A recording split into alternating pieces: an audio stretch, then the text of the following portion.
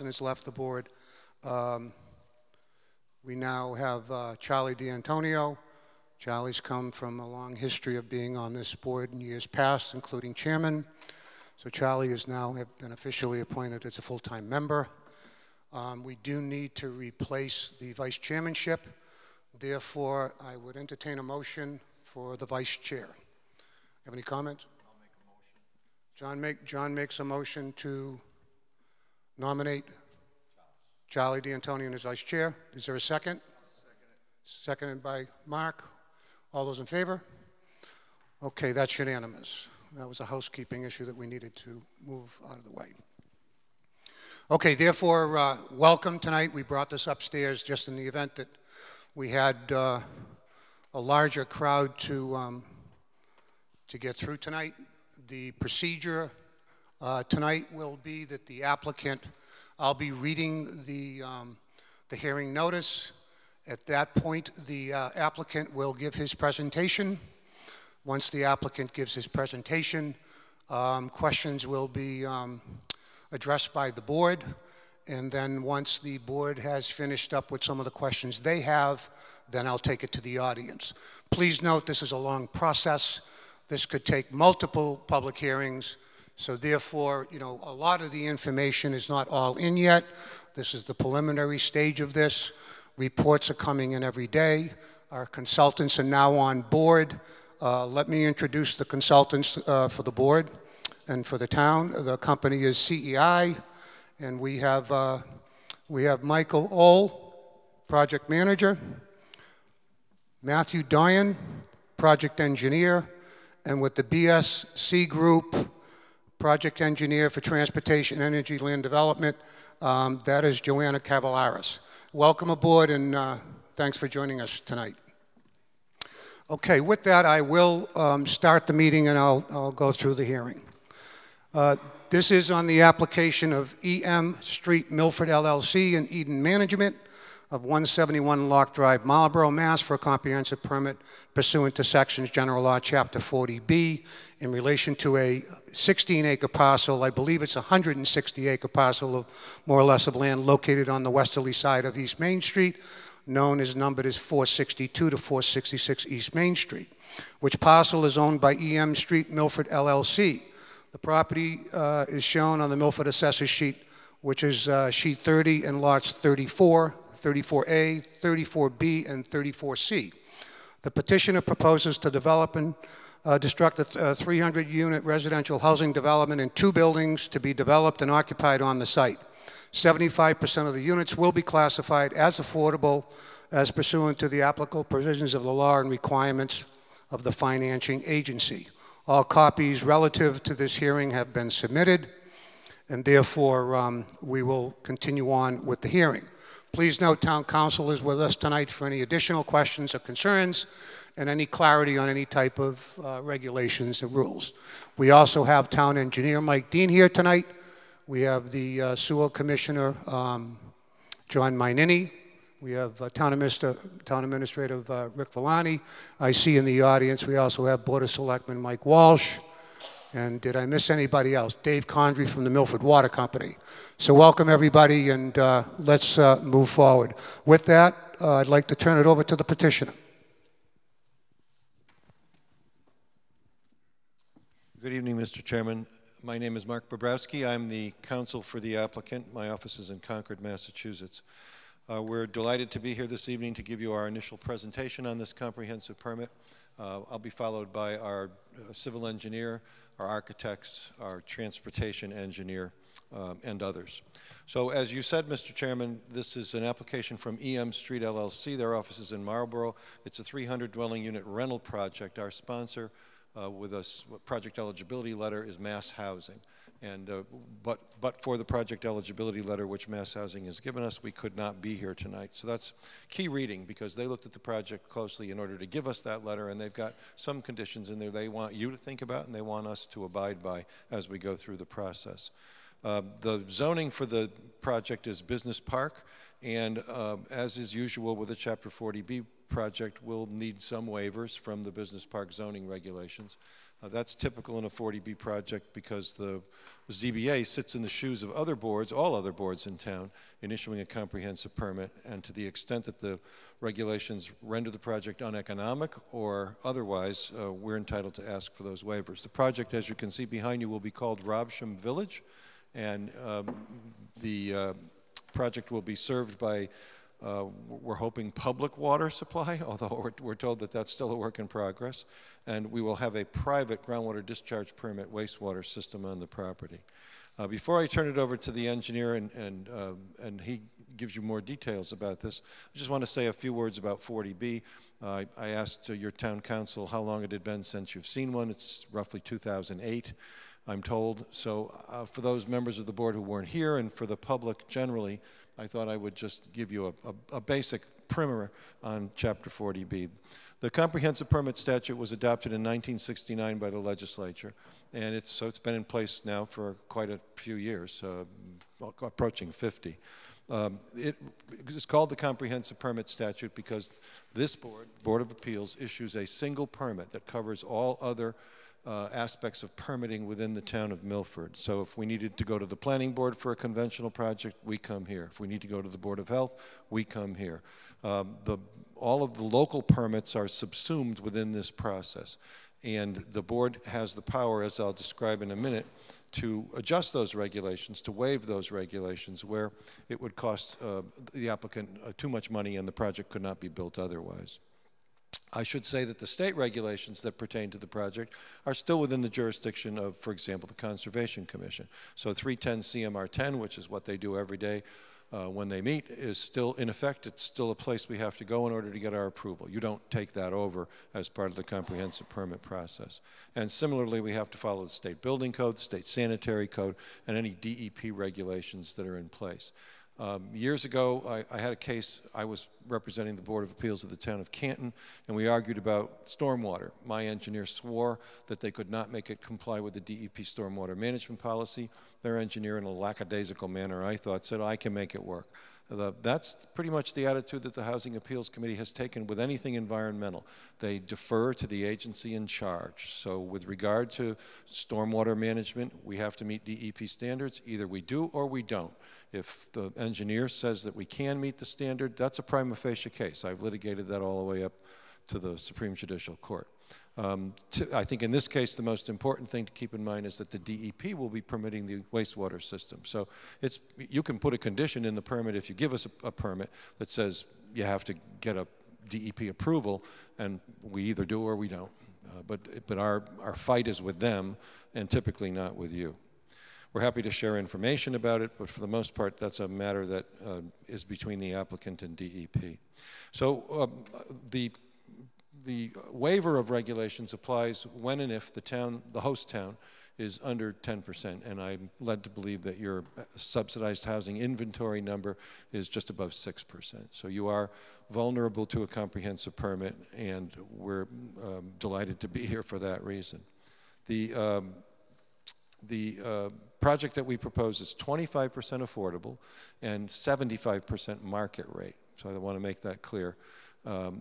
The 25% affordable are price, the rental price is by formula. We have nothing that we can do about it. It's HUD-driven, DHCD-driven. The market rates are whatever the market will bear. However, in a rental project, we cannot earn more than 10% of annual invested equity in a calendar year. And that's the profit limitation that we must observe as the regulatory agreement requires between us and Mass Housing.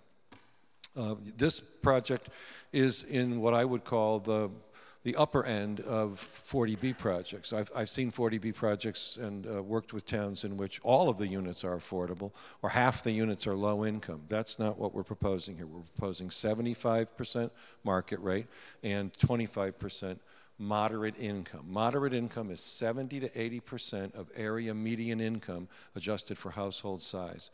You're in the Worcester area, I believe. The median income for a family of 4 here is about 80,000. So adjusting that down to 70%, a family of 4 that earns $64,000 to $66,000 to $74,000, which is 70 to 80% of area median income, would have the opportunity to rent a 4-bedroom unit. There's a mix of bedrooms. The architects will give you the specific details that we're proposing. You should know that Mass Housing requires us and you to approve 10% of the units as 3 bedrooms. That came into being 3 years ago. It's a new regulation for your purposes. So we're abiding by the regulation and we're doing that. I think that without going into the appellate process, that's a pretty succinct overview of Chapter 40B. It's a lot of give and take. I've worked on your side of the table on 100 of them, and I've worked on the other side for responsible developers on many too. So I'm delighted to be working with you on this project, and I'll turn it over to Dan Feeney, our project engineer. And Dan, before you get started, I just want to let everybody know, please note that everything and all the department reports have been submitted to the board currently as we have it. The Milford Water Department, the Sewer Department, Town Administrator, Planning, Engineering have already submitted reports. A copy has been given tonight to this group. Those reports will be on the website, Town of Milford's website tomorrow under Rob Shem Village. So please feel free to access those reports and you will see the comments from all the department heads. This is going to be a moving target. CEI was just hired, so this is just the first preliminary aspect. There's a lot more work to go, and again, this will continue moving forward with, I'm sure, multiple meetings. Okay, I'm sorry, go ahead. Good evening.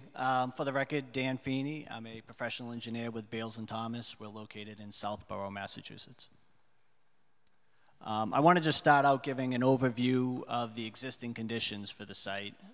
And this slide that's up there now does show the proposed development, just the outline of it, but the existing conditions of the site, it's 117 acres plus or minus, of which 30 acres are wetlands and the balance 87 acres are upland areas.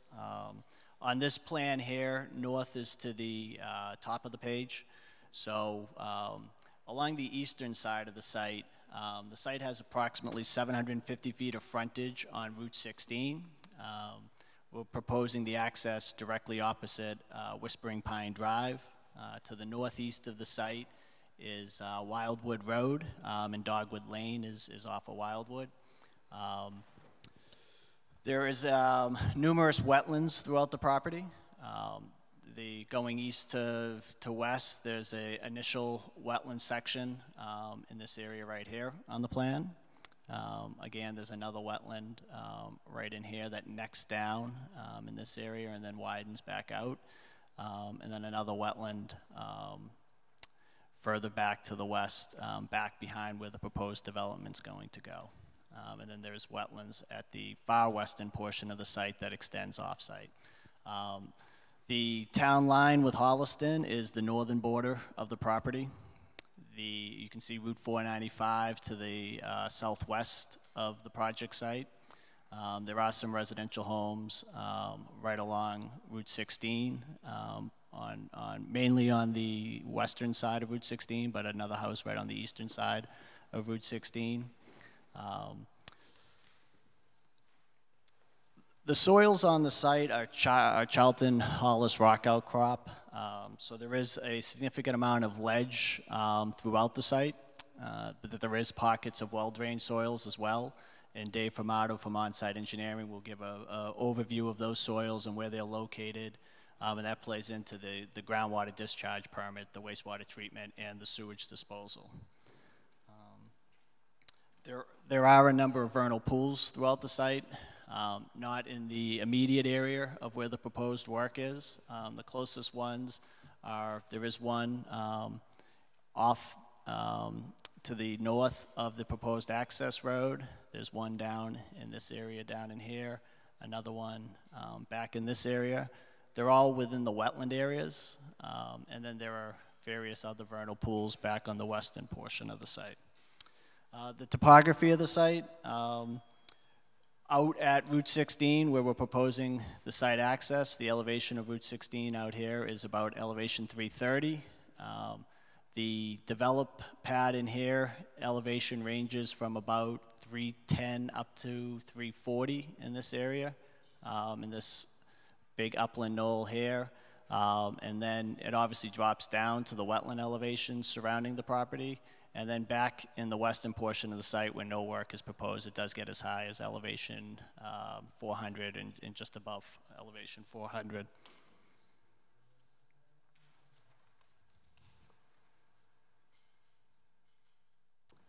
This is the existing conditions plan for the site. So you can kind of see the wetlands a little more clear on this one. That's the hatched areas on the plans, as well as the topo. At this scale, it's a little hard to see the contours, but as I described, basically it's pretty flat coming from the roadway up to the main upland parcel that we're going to be developing on. It goes down at each of the wetlands and then back up when you get to the area of development. So this is a layout plan, and this shows the access coming in off of Route 16, right down in this area. Currently, we've proposed a left turn and right turn exit. Sean Manning from VHB is the traffic engineer, and he'll give a full traffic overview as well as some other recommendations that they have at this intersection. So as I noted before, there is multiple wetlands. We're going to be required to cross 2 of the wetlands to access the upland portion of the property. There's a wetland crossing in here, which would be proposed as a bridge crossing to meet both DEP and Army Corps of Engineering standards. There'd be a smaller wetland crossing as you get closer up to the development area. It's an expansive wetland that does narrow down at that location and then widens back out. So we've made the proposed crossing at the narrowest point, which is consistent with the DEP regulations. I should note too that the applicant had filed a ANRAD application with the Conservation Commission, and there is a order of resource area delineations for the wetlands on the project site.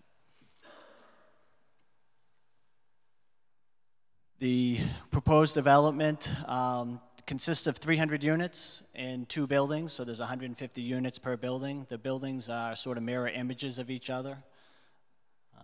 And you can see the end of this building is in here.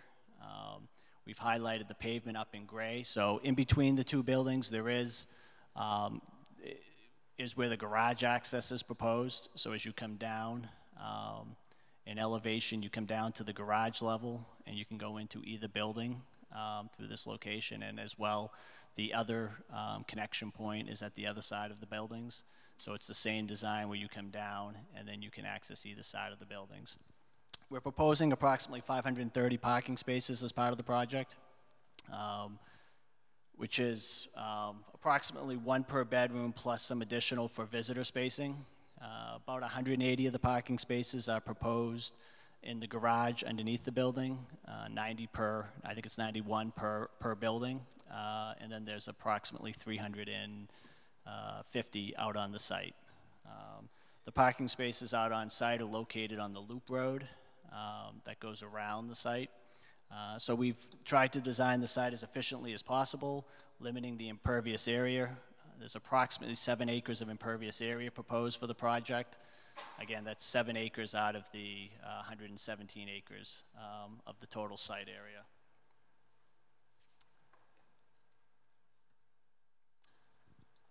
The next plan is the grading, drainage, and utility plan. Again, this is for the access drive coming in. We'll need stormwater basins as we come up the access roadway, so there's proposed stormwater basins here and down in here.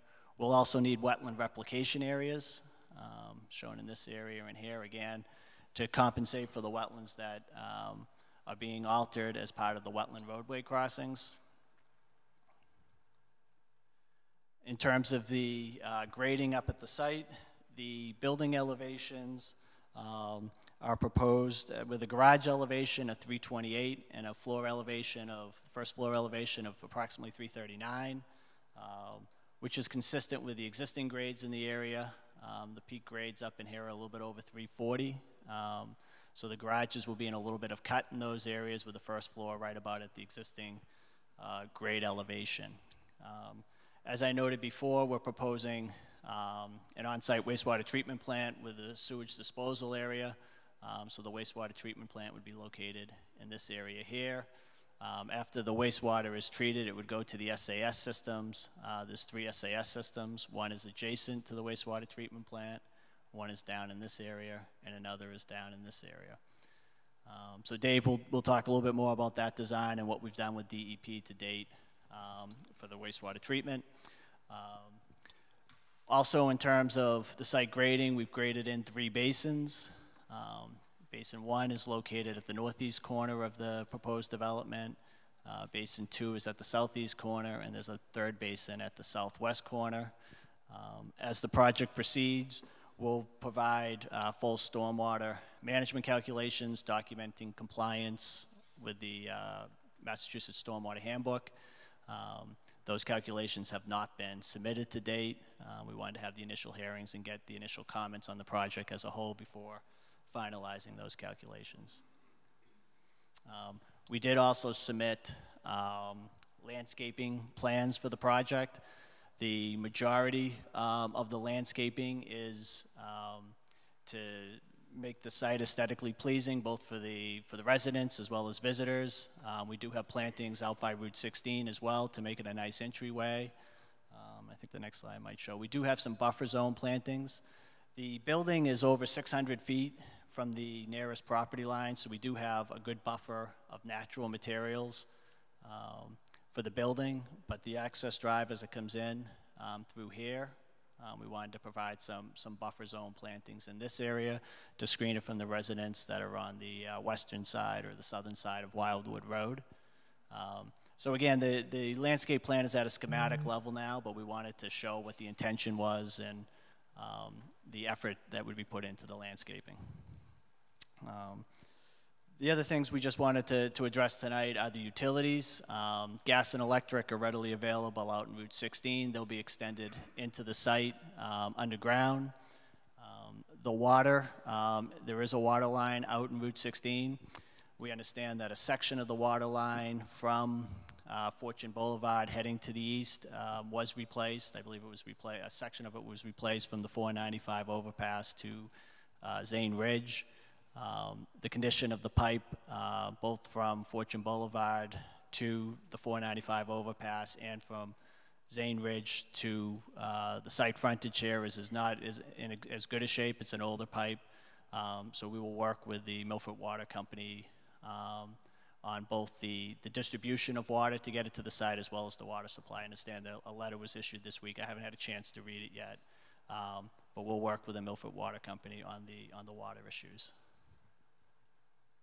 So with that, I will turn it over to Dave Formato from On-Site Engineering to talk about the on-site wastewater.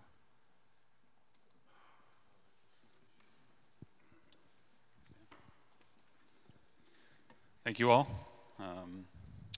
As Dan mentioned, my name is David Formato. I'm the principal owner of On-Site Engineering out of Franklin, Massachusetts, and we will be working on the on-site wastewater treatment facility for the project.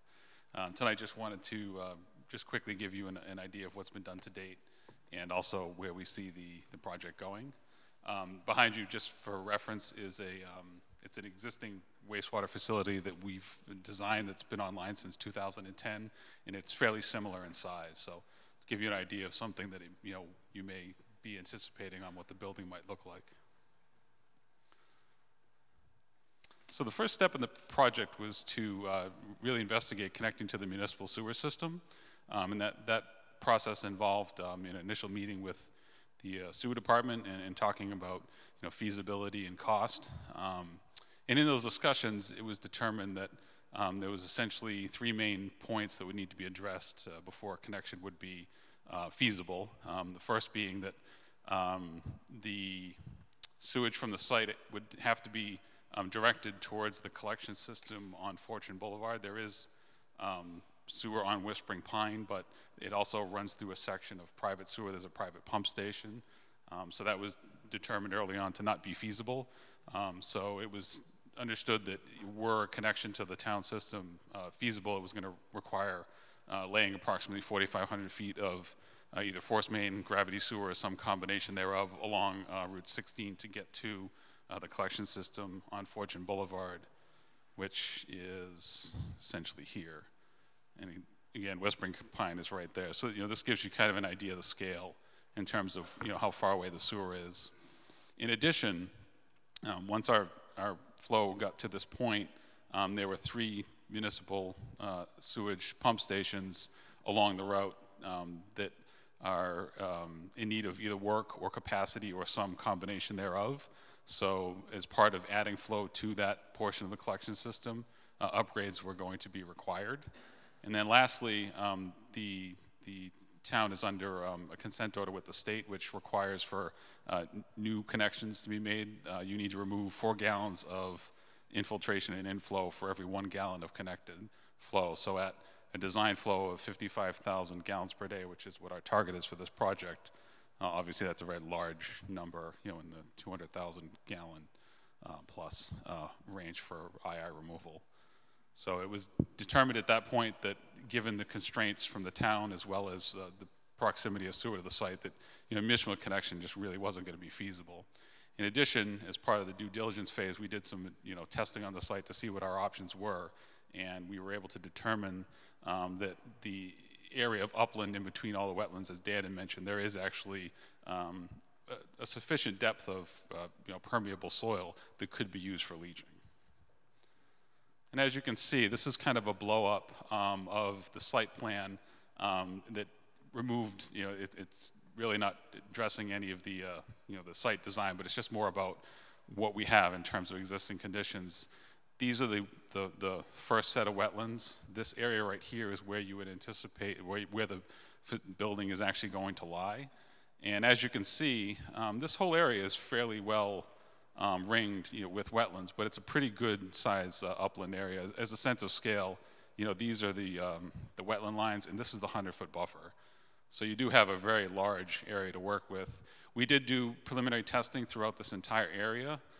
There was some suitable material in this spot, but it was determined that the best materials, anywhere from 10 to 12 feet of pervious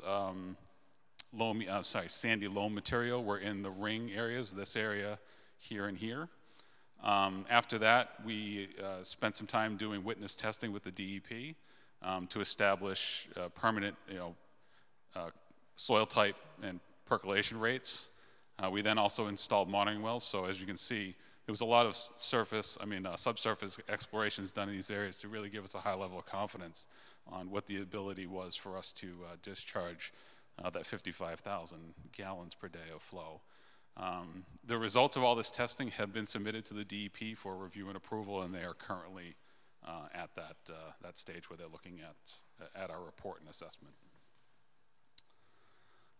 As you may recall, the original layout of this project is quite different, and this is something that we wanted to address and kind of explain that the changes were largely directed by the need to site on-site wastewater. So this layout here was the original conceptual design that was put forth to mass housing, so on and so forth. And as you can see, once we really got into it, the areas that were deemed suitable for effluent disposal really conflicted in a big way. So working with the project team, architects, and also Beals and Thomas, it was determined that really reconfiguring it so we reutilize this area for more building space and kept the outside areas available for effluent disposal was going to be a much more cohesive design and work within the constraints of the project.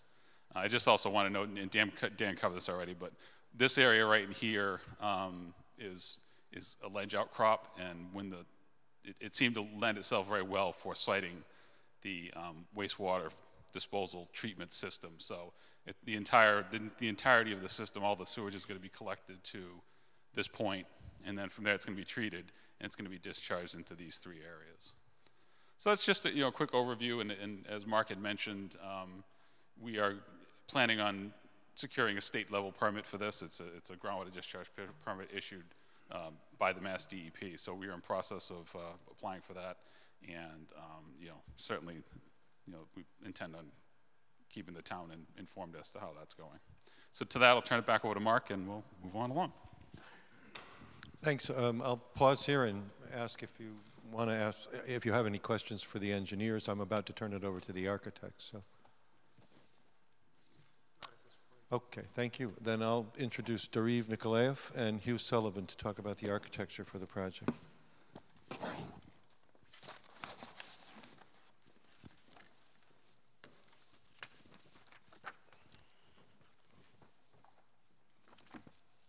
So my name is Dariv Nikolaev, and my office is in Osterville, Massachusetts.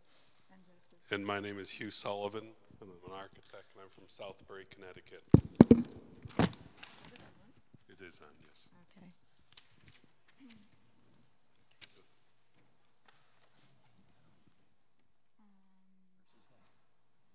Yeah, that's weird. We lost our. Yeah, we did. Yeah.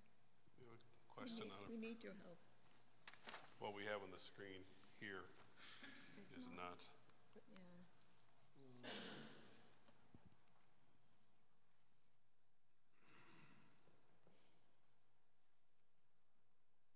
I'd speak about traffic, but you wouldn't be happy.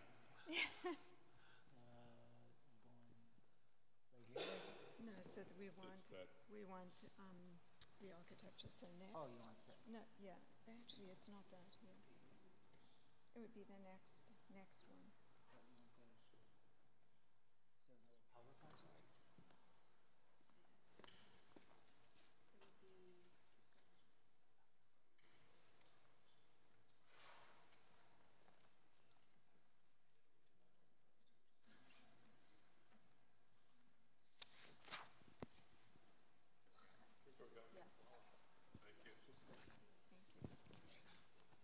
Click right there. Now. Yeah. Go for it. Thanks.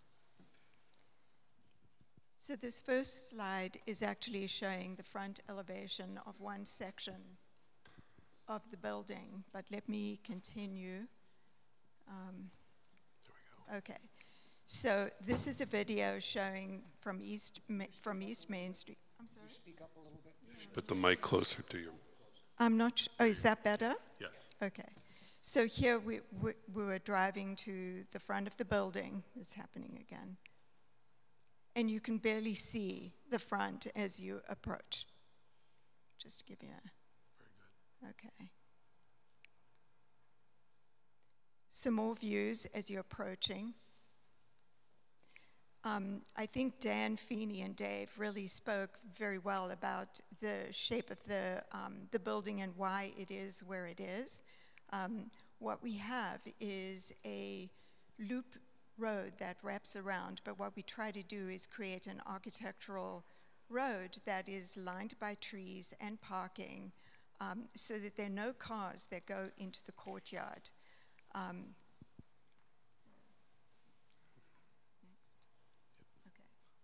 This garage level that Dan started to show, we have two separate buildings on the garage level. Each garage has 91 covered parking spaces.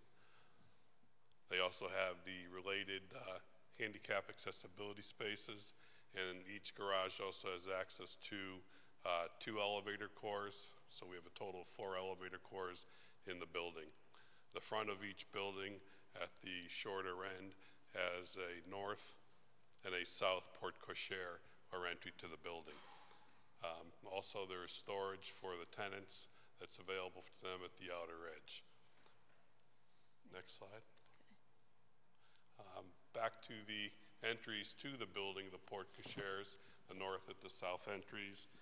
I wanted to point out that there are common amenities to each of these buildings, and let me just bring you up to date because it's very difficult to read on the documents, but there's a lounge, a library, a gathering room, a fitness center, a media room.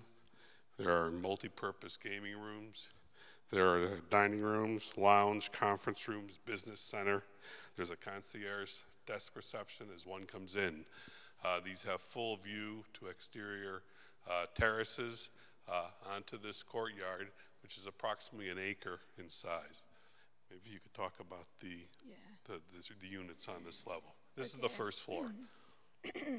So the idea actually here that Hugh was pointing out is that the idea that you see that Hugh was pointing out is that when you come into the building, you can actually look through to the courtyard and beyond to the other side.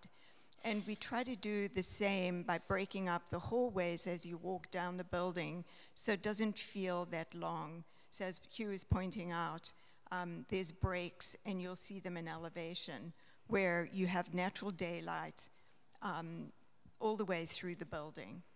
And the units on this floor are a combination of 1 bedroom, 2 bedroom, and we have 3 bedrooms all on the corners, which are the green units that you see. And the 1 bedrooms are the sort of bluish colored ones, and the sort of pink are the 2 bedroom. Oh, did I mix that up? No, you haven't. Let's go to the second floor. Okay, there we go. So here we are on the second floor, pointing out again that you have the hallway where you're looking through to the outside. As you walk down, you have the blue units, which are the 1 bedroom, the pink, the 2 bedroom, and then the green on the corner, which is really nice because they have, they have more light in them. Anything else? Along with exterior patios and decks. Yes, which you'll see in elevation. Okay, roof, go.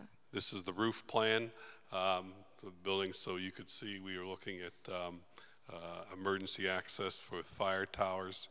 And we have, each building has a total of 3 locations, 4 stairs.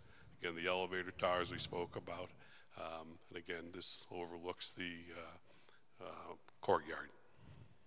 And just in summary, the number of units for the building are studios. We have 5%, 1 bedroom 41%, 2 bedroom 44%, and 3 bedroom the 10%, which is the required. So looking at the front of the building, I think the challenge is always when you have a large building is how do you break up the mass? So of course you see the front entry, which is, this is on the shorter side of the building. And the reason we stepped it down and in so that there's a roof deck above is just to pronounce the fact that there's entry there with a porte cochere. Some of the pieces project out of the building, and then we used different materials and textures to break up the height as well. And so when you look at, as well as it turns the corner, you see the balconies with the railings and the overhang above on the roof. Did I miss anything? No, that's good. Okay. This is a view in the courtyard looking from one end of the building, one building to the other end of the building. And then, of course, you have the driveway and the garage, which is underneath. As well, what I didn't point out is that the base of the building is one particular material, which then really breaks up the horizontality and the height of the buildings.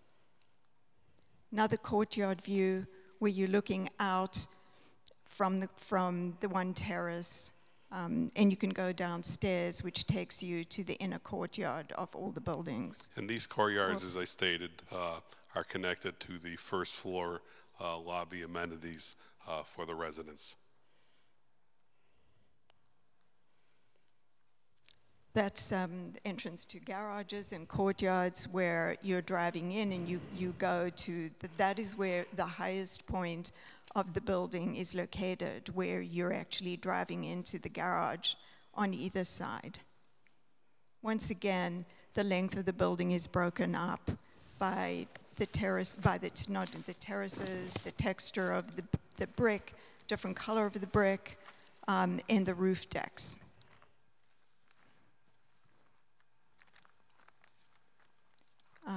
These are elevations, which of course you know are very difficult to read. That's why we used the other drawings. And we'll get to the sections to show height. Yeah, the sections here replicate the garage, level 1, 2, 3, 4, 5 of the building, and the floor to floor and this project is 10'6". The building height from the first floor to the 5th floor is 52 feet 6 inches. The garage floor is 63 feet 6 inches. But when you place all the grading around the entire site, around the building, it averages 58 feet. Up above here, this is where the roof terraces that Dareve spoke about, and this element, again, for the residents of the building, does break down the facade in form, so you have the appearance of 4 stories at the front entries to the building. Next. Just a bigger section showing more information, or in context. That's the drive-through. Okay. Go. Porte cochere, the first floor. Again, the other roof terrace from the other side. Next. The outdoor courtyard. So these are the typical unit plans, and they vary. The first unit to the left at the top is a studio. We actually have very few of those.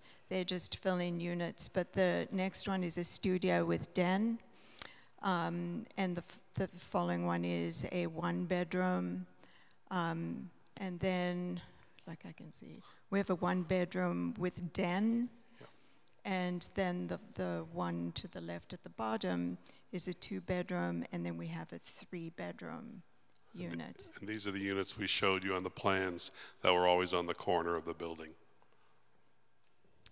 So they're very open plans. A lot of light comes into the units. We're very careful about aligning pieces so that the spaces feel bigger than they are. And then again, here we are. We'd like to also show you a video that is on a separate thing.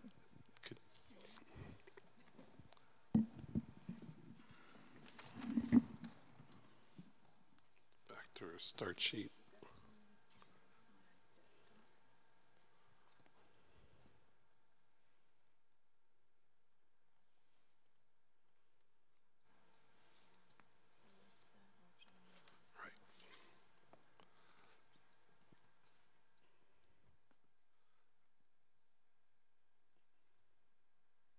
Here we go.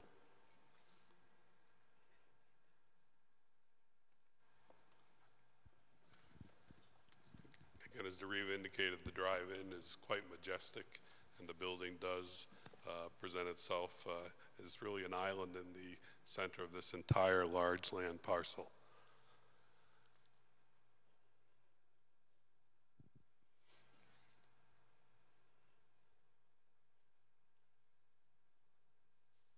You can see the corners are very transparent where these 3-bedroom units are.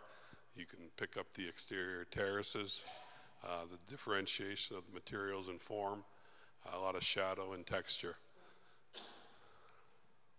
And also the fact that the garage appears in some places, the lower level, but not in others, so it's buried in a lot of areas.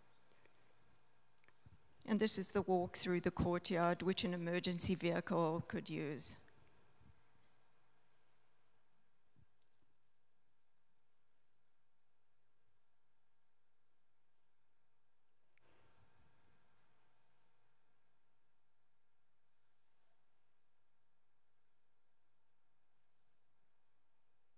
Courtyard.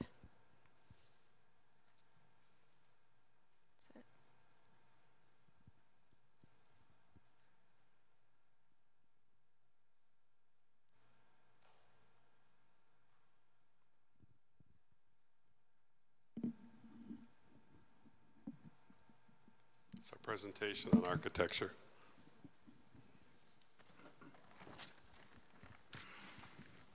Thank you. I now introduce Sean Manning, who's our transportation engineer from VHB. Thank you. For the record, Sean Manning, professional engineer with VHB, 99 High Street, Boston.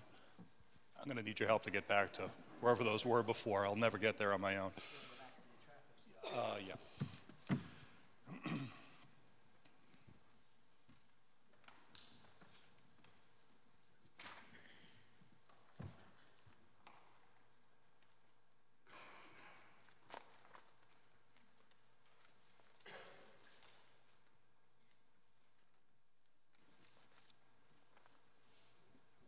Slide 20 is good.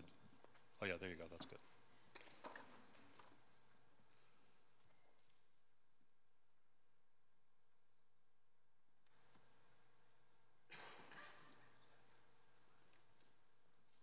Down.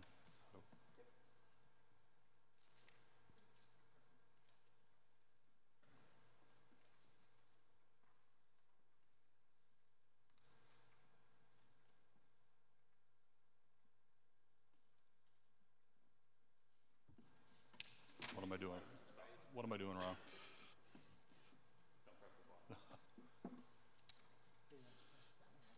Technologically challenged. Sorry, everybody. So I'm going to give you a brief run through of how we evaluate traffic impacts for this project, and this is really a standardized process that we use for many projects such as this one. It always starts out with understanding what is happening in the existing environment, so I'm going to walk you through existing traffic conditions, particularly along Route 16, and then talk about future traffic conditions, specifically as it relates to the traffic that's going to be generated by this specific project. So the study area for this project, again, is Route 16, generally from the town line. We looked at a couple of unsignalized intersections, whether they be into private neighborhoods or collector streets, with the major intersection being the signalized intersection of Fortune Boulevard and Beaver Street, which of course is a signalized intersection. And we did traffic counts to understand existing peak conditions and level of service, which is a way to sort of evaluate operational conditions at those intersections, and then what would happen if we overlaid the traffic generated by our project onto that condition. So when you look at traffic on the intersection, it's hard to see these numbers, and my intention wasn't to go through them all, but we really try to sort of normalize what we see in the field. We do extensive counts. We look at those counts and try to make sure they match up with other traffic studies that may have been done in the area, for example, things that the new Stop and Shop may or may not have done, et cetera, to make sure that there's consistency between studies and things make sense. When you look at East Main Street, Route 16, it's carrying around 14,000 vehicles a day. When you look at the peak hour, K-factor as it's called in our industry, it's around 9–10% of total traffic, which is fairly typical when you look at peak traffic and compare it to daily traffic. When you look at future conditions, the first thing that we tend to do is understand, okay, beyond what will the proponent's project generate, what other things are going to happen in the area that could also impact traffic independent of the project itself. And one of the things we tend to do is add what we call background traffic growth, really just as a means to be conservative. Out in the suburbs, we tend to use 1% per year. I happen to do a lot of projects interior to 128. We might use something a little bit lower where the growth isn't quite as pronounced. And then we go and we look at specific projects that will generate their own traffic. And if you look on the column to the right, you see there are a number of projects, including Restaurant Depot, gas station project, and some other, obviously the rebuild of Kmart and the stuff that wants to go there. And what do those various projects do relative to traffic in the area, independent of the project itself? Further, we look at road improvements, and we know that Route 16 between 109 and Beaver Street, that DOT does have intentions to do some improvements there. There are ways away from being implemented, but we would like to understand how those changes, whether it's increases in capacity or adding bike accommodations or whatever, are taken into consideration when we look at this project specifically. So the table on this image is denoting the traffic generation that we think would be attributable to the project itself. And what we're showing are two columns. The left column, bless you, is traffic generated for the residential project. And it's separated between morning peak hour and evening peak hour. That's fairly typical of a residential project that we would look at the morning and evening weekday commuter peaks. And what you're seeing is around 150 to 185 peak hour trips, whether it's in the morning, in the afternoon, and when you compare that to the daily traffic, which is about 970 trips, you see it's around a third of total traffic, which again is very typical of residential type development. It's very much driven by peak commuter travel, journey to work. Just as a point of comparison, we have gone through and tried to quantify what kind of traffic could be generated if the as-of-right development were put in place on the site. In our understanding, that's around 1 million square feet of office. Do I have that correct? And the trip generation of such a development is obviously considerably higher than residential. It's about 4 times higher. The peak hour traffic is about 10 times higher. And again, that's just for reference. When we look at trip distribution, how do those trips get assigned to the network itself? Obviously, there's a single site driveway that's serving the project.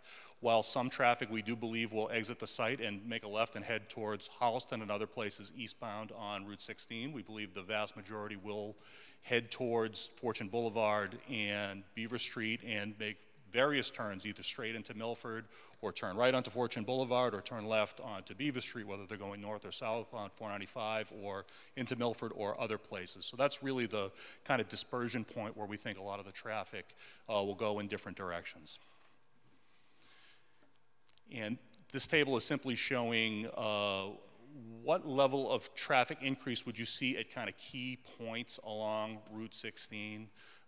Generally, it's anywhere from 15 to 75 vehicles. It's on the order of, let's say, 5 to 8% of total peak hour traffic.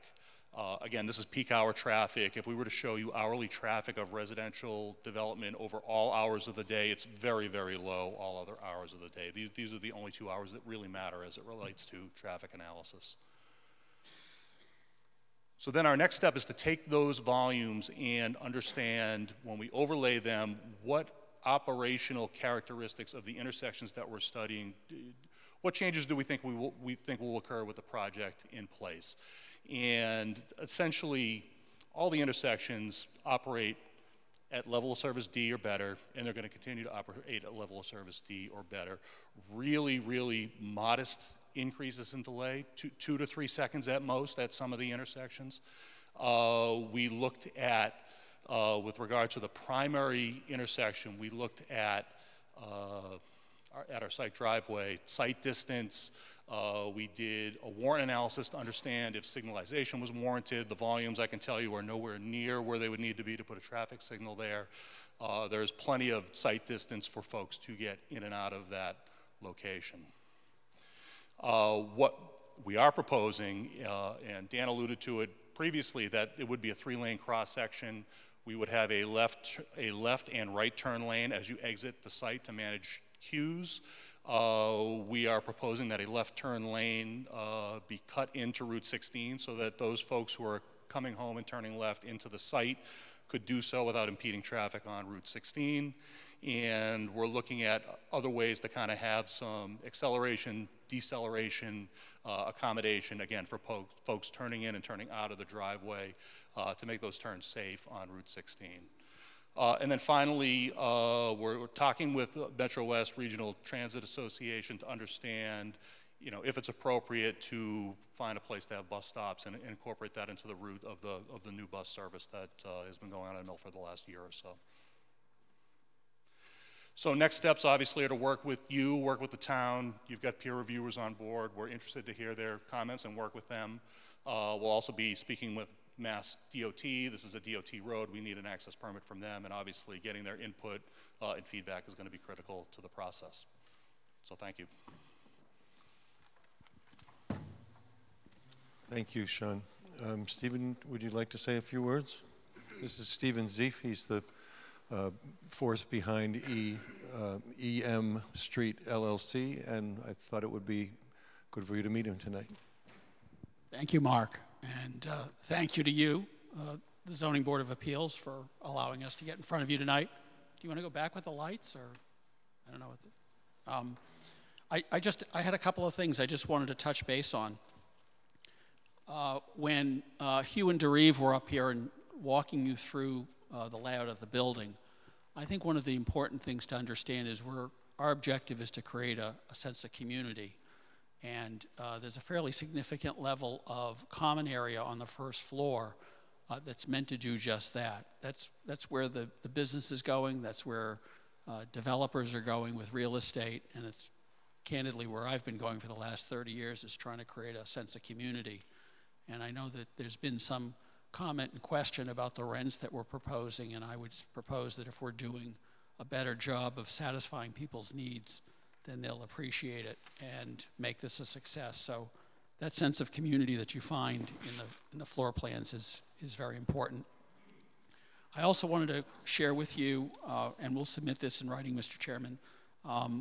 We went through this with your assessor, Ms. Sklar, about the financial implications of this property.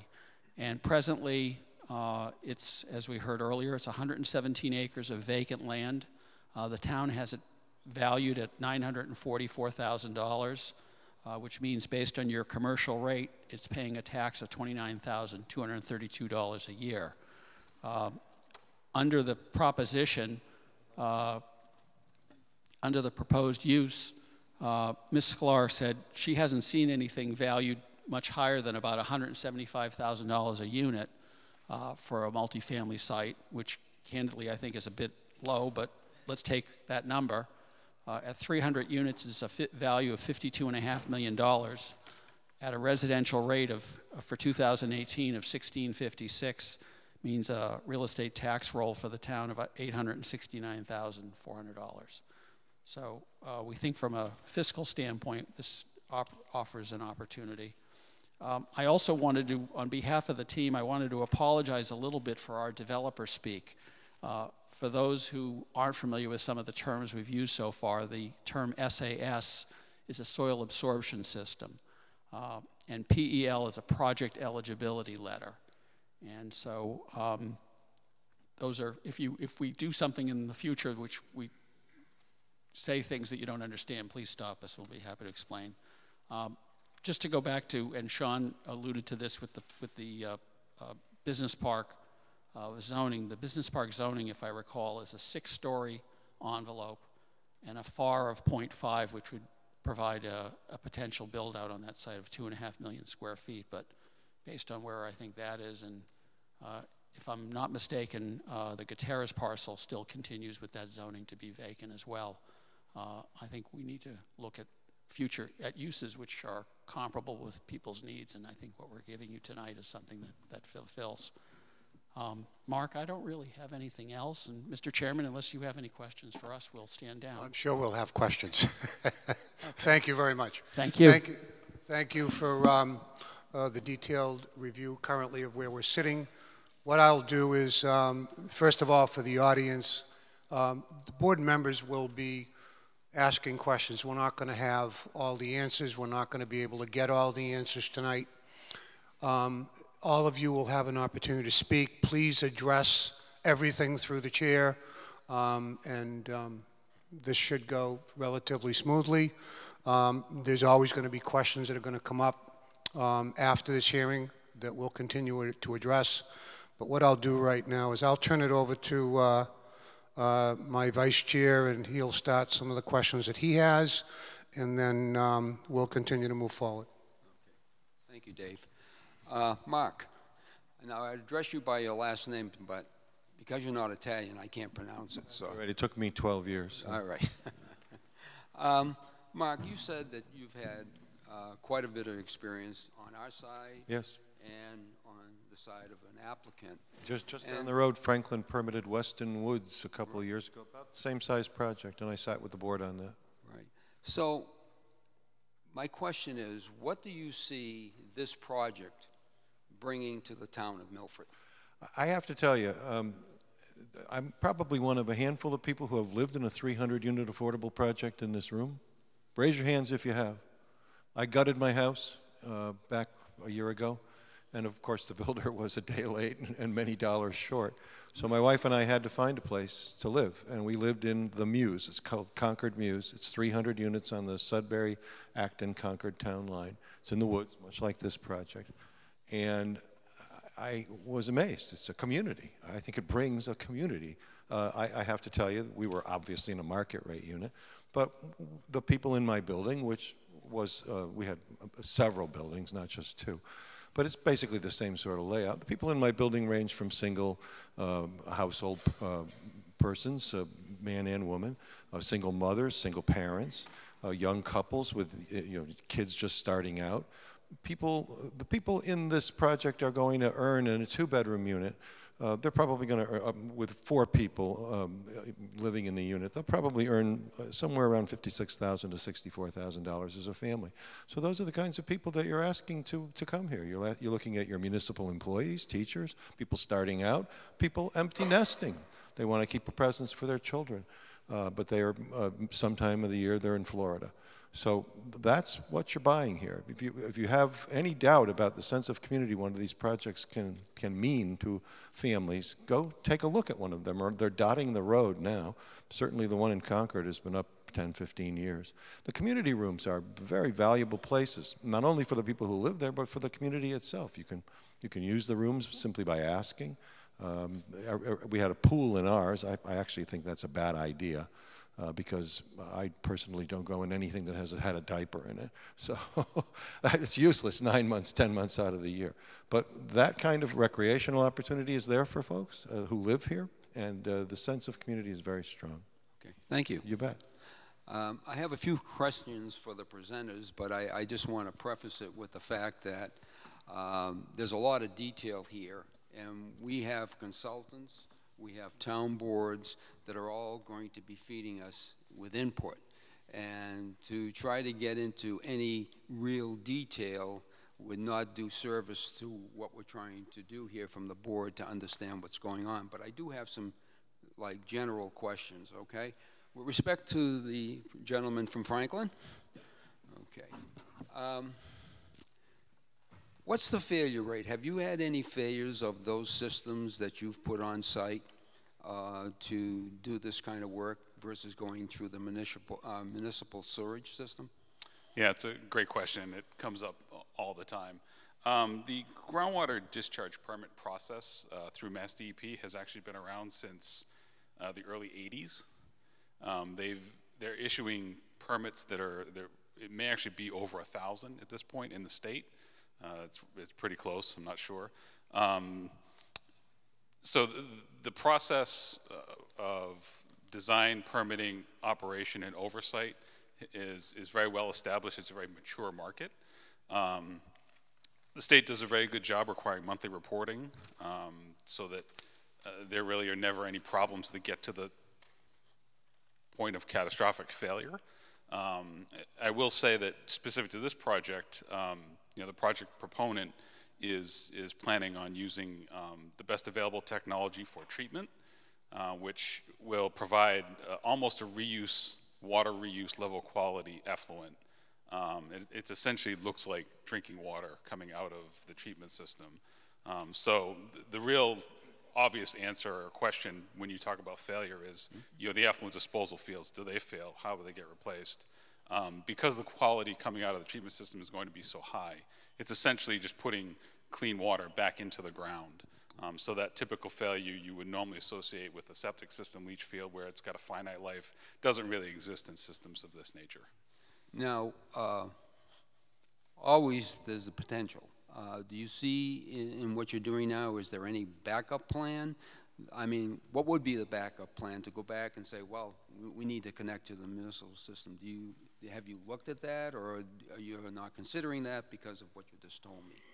Yeah, I think that, in terms of the overall project and the viability, working with the on-site wastewater disposal is really going to be the option that we move forward with. I will say that the state does also require a 25% capital reserve account of the overall cost of the project for monies that are always going to be immediately available in the event that a piece of equipment breaks. You have to pump and haul for a period of time because the system is not functioning.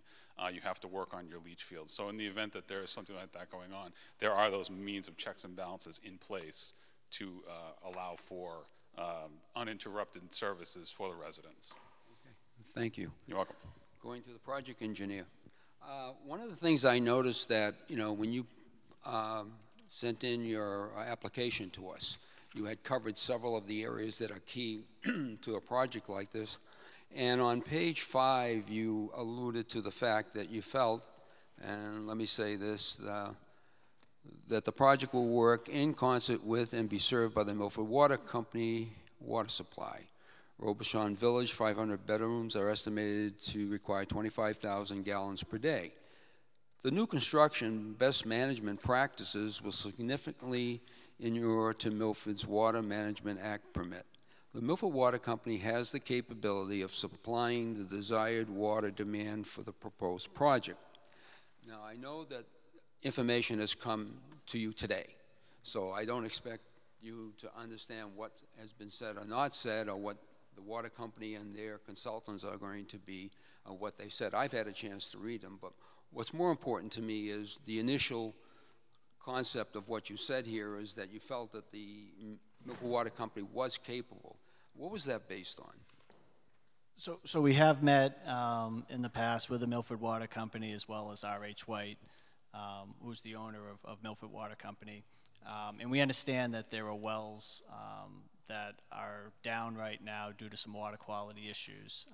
And the project proponent actually has had some conversations with representatives of R.H. White about those becoming back online. So what's in the application is based on those conversations. We absolutely need to work with the Milford Water Company. We understand that. We need the water from the water company in order to make the project viable.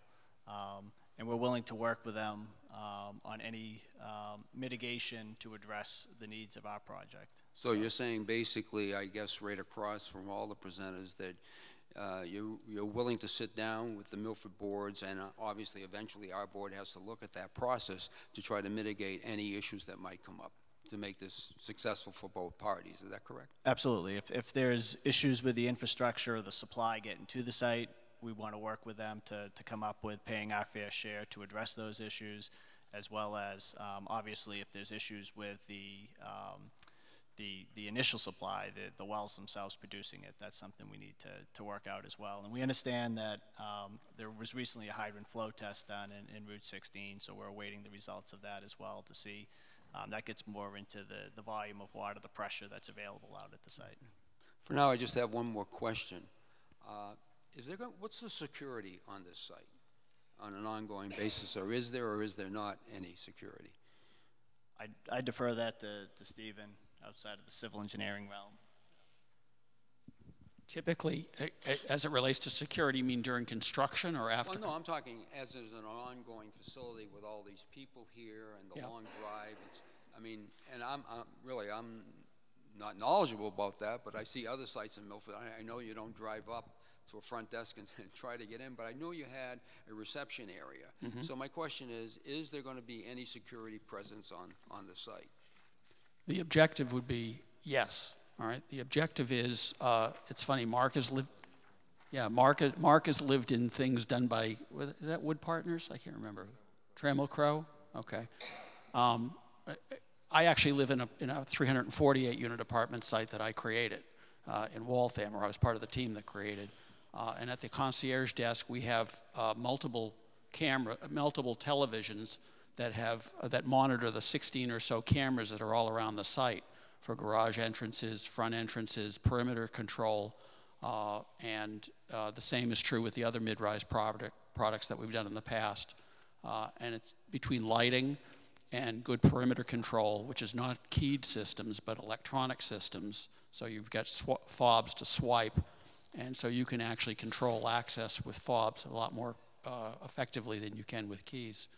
Between the fob system, the camera system, effective lighting, and good signage and wayfinding, that's typically very effective security, far better than what you find in most other environments. And just one more question to you. Okay. In the case that it's 1 o'clock in the morning and somebody has a medical emergency in one of these units, and in comes the fire department, how do they get to that unit? Is there going to be anybody to guide them in, or are they going to have a plan of it and would know where they're going? Both. all right, depending on what time of day it is and depending on what day of the week it is, Right. there's either staff or there's not staff there. The fire department, I would anticipate, as they do in all other types of large commercial and multifamily properties, are very aware. You would have a fire department compliant elevator. You would actually have systems in the foyers to the building that would actually read out where alarms are occurring and whether it be a smoke detector or an emergency alarm. But those things are all automated and with backup generation, et cetera. It's more reliable typically than people. But Mark, you had a point? Yeah, I think it's important to add that with regard to person-to-person security, there's a little bit of growing pains at the beginning, but the essence of a successful project is good management. And when I moved into the project in Concord, they'd gone through that period where, you know, this tenant was a little bit noisy and they were gone. They were gone. There wasn't any of that. I never heard an outcry from any of the units in my building, and there were 36 in the building. So it was very well run, and they were very professional in terms of weeding out those people that were going to cause that kind of trouble. They didn't want it. Okay, thank you very much. Sir, I was just going to answer your question further a little bit, which is we actually, in the building I'm in, we had a water failure last night at 1 o'clock in the morning, and they had it fixed by 5 a.m. And that's a result in some respects of having sufficient people on site and having good management. It goes exactly to the issue of having good management. Thank you. Before I turn it over to the next member, I just want to make a comment. A couple of things that you may want to think about. Number one would be, I'm assuming that the entire 117-acre site would be part of this complex. It would not be segregated out. Is that correct? We've been thinking about recreational uses for the balance of the site, and whether it's part of the site or adjacent to the site. That's what our thinking has been. Yeah, one of my comments would be I was surprised we didn't see any type of recreational facilities, whether they be pool areas, whether they be fields, dog parks, or what have you. The other comment I want to make concerning the traffic count, and I'm just going to make a comment, there's probably much more that's going to need to be covered, but before I send it off to another one of my colleagues, the traffic count indicated coming out of the drive at the intersection of Whispering Pine, it's showing that 150 cars come out at that peak hour. And the other 150 units, do those people not work? Because I have a funny feeling you're going to have a lot more than 150 cars coming out, going to work in the morning. My other comment, and this is only because we've got history with it, the Zane Ridge community development that's right down the street from here had some issues with the bus stop. And what happened, that's a small community of maybe 72 small townhomes.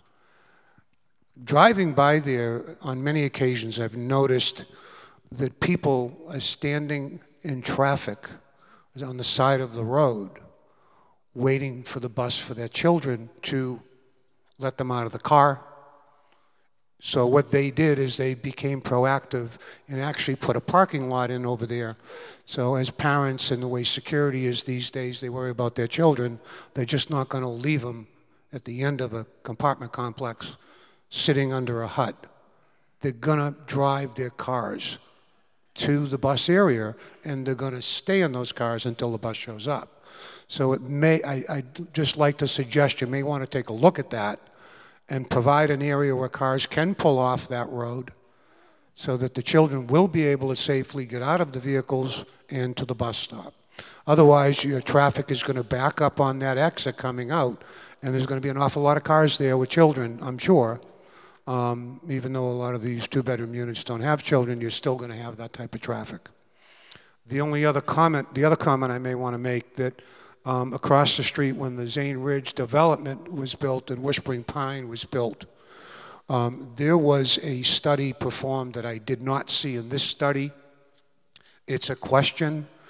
There was an archaeological study performed over the 77 some odd acres, and it was actually for Indian artifacts, and I believe there was about 350 items that were retained and is currently sitting in a environmental sensitive refrigeration unit, they were in the elements for probably 100 some odd years, but now they're safely tucked away in a secured environment.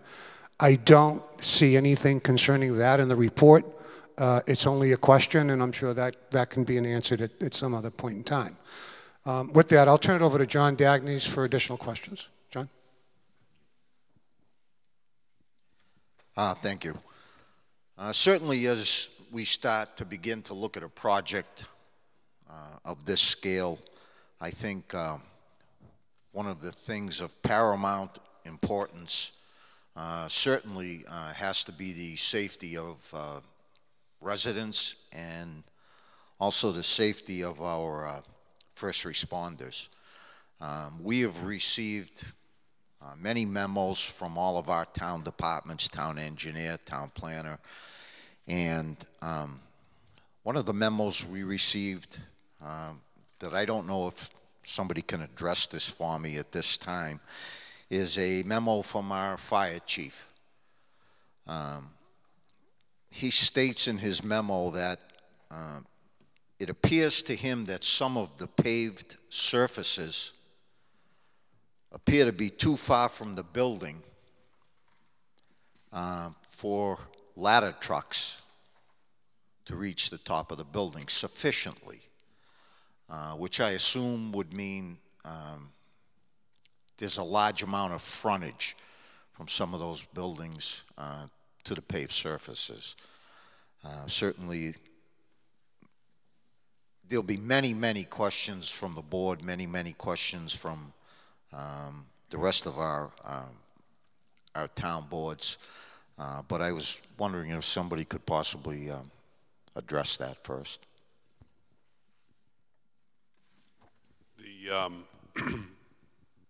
The roadway that goes around the building, you are correct, the depths do vary, but please note the building meets the current criteria for the Mass Code, and it's fully sprinklered.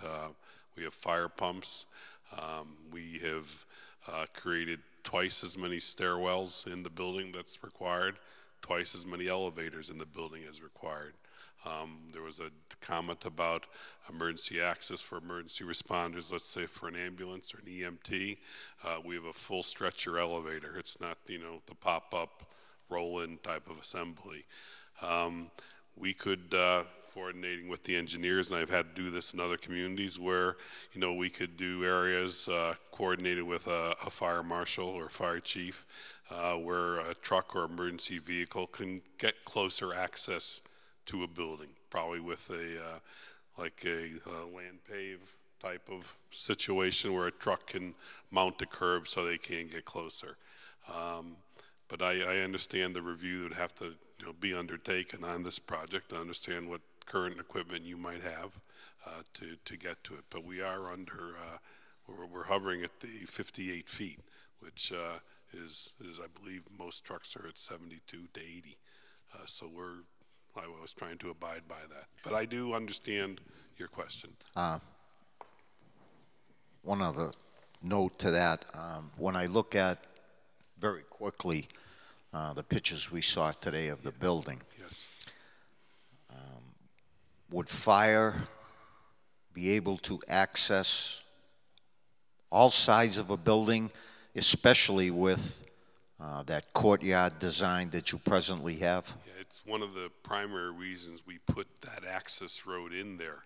Our original concept did not have an access road, and we just reviewed it with our code consultants, and you know, their comment to us was we need to have this type of access way for emergency vehicles, as well as the primary terraces up there for each building, you know, act as staging areas as well, you know, for emergency vehicles too.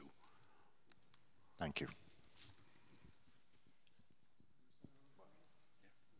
Good evening.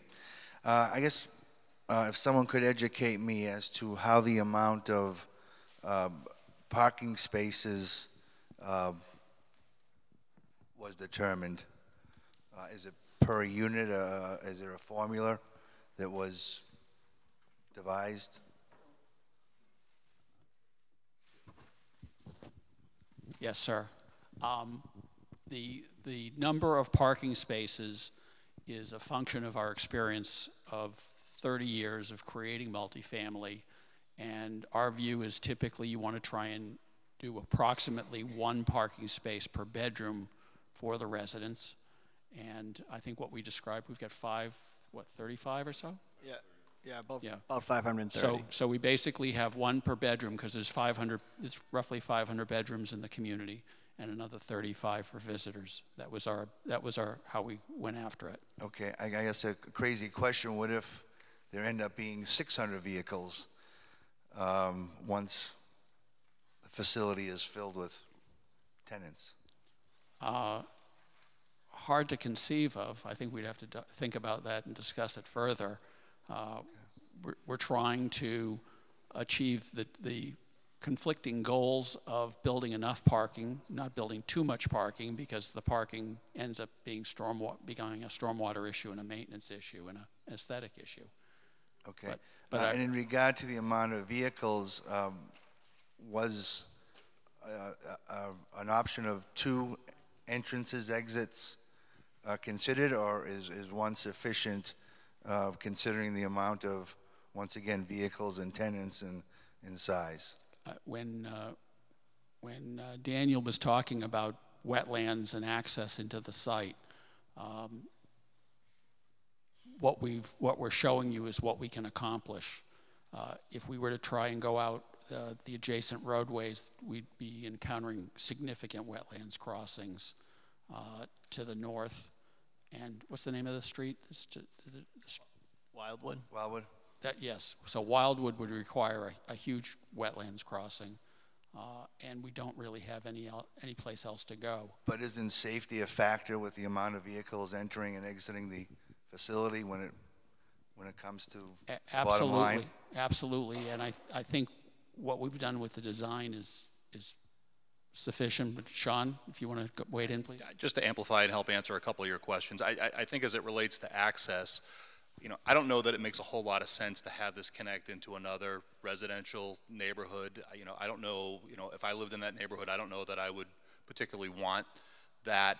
You know, while it looks like a sizable project, having the one driveway that connects to a main corridor, Route 16, is the right way to go.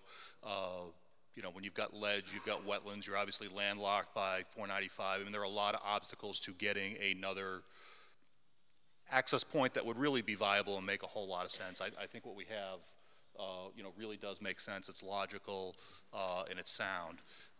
With regard to parking, just to sort of amplify Stephen's comments on that, I think this project has more than enough parking. This comes up on every project that I do, and it doesn't matter if it's in Boston or New York or Philadelphia, and there's 10 spaces or hundreds of spaces. Most projects are over parked. And the world that we live in now, the propensity of people to own cars, even out in the suburbs on 495, is, you know, no one really knows the answer to it, but it's likely to change for the better. People are going to own less cars in the future. 1 per bedroom is a lot. It really is a lot. There'll be plenty of bedrooms that have kids in them that are never going to have a car. Albeit there'll be plenty of 2 bedrooms where there are 2 cars for sure. Absolutely. Well, my comment on that is a 1-bedroom unit with 2 people potentially could have 2 cars. Absolutely, but you could also have, you know, the 3-bedroom units are not going to have 3 cars. I think that would be very, very unlikely. 2 or you know, 1 or, you know, likely 2. I suppose there could be 3, but I think it's unlikely. I just found the amount of cars just seemed low to me. But If that's the way you derived at the amount, then you know, we'll have to look at that. The other thing to think about, if we needed to build more, I'm assuming there are opportunities to do it on such a big site. At the end of the day, you know, it's in the developer's interest to have enough parking. If you weren't going to park on site, where would you park where would you park? Well, it'd have to be on site. It'd have to be a bigger area. That's right. Right. That's right. Okay. And I guess to add to David's comment, I just find it hard to believe that the impact is going to be 150 cars in the morning as well. But if that's what studies say. Well, I will say this. Those numbers are high. They're conservative. And, you know, people believe that every unit is going to, you know, people are going to work in these units and they're going to go to work. This is for 1 hour. People leave at all different hours. Some people go to work at 5 in the morning. Some people go to work at 9 in the morning. Again, this is another thing that's changing in the world of, you know, how people work. People are driving to work less. They're working from home. They're working weird hours. They might not work every day of the week. And that's not even accounted in this study. This is very straightforward. And, you know, the comment about the Zane development, you know, I would encourage anyone to go out and count that in an hour. I am certain that is accurate. And of course, you know, numbers might be different from day to day, and your peer reviewer will help you with that as well. But residential development, particularly in the suburbs, it's pretty stable thing to understand analytically. Okay, thank you. I appreciate your comments. Yeah, just one thing, Mr. Ziff. I know you spoke about the financial benefit to the town, and as a taxpayer, obviously that sounds great. However, I don't live up by Route 16, and I'm not there often. And so I'd ask, what would you say to the people that do live by Route 16? What benefit other than a financial benefit would this provide to those people? Because I bet a lot of them are here. Thank you. Yeah, I think we talk about creating a sense of community. We talk about restoring access into areas that are further into a site that would allow people to enjoy parts of that site. You know, it's along the same lines of what benefit does a subdivision give you? What benefit does a retail area give you? I mean, each of them means different things to different people. I strongly believe that what this will do is this will allow people that are such as my age, I'll be 60 this winter, all right, who are looking to get out of the house and looking to live in a turnkey environment, that they can be snowbirds or whatever. I think this will satisfy a large audience, whether they be in Holliston coming down Route 16 or in Milford and living along Route 16.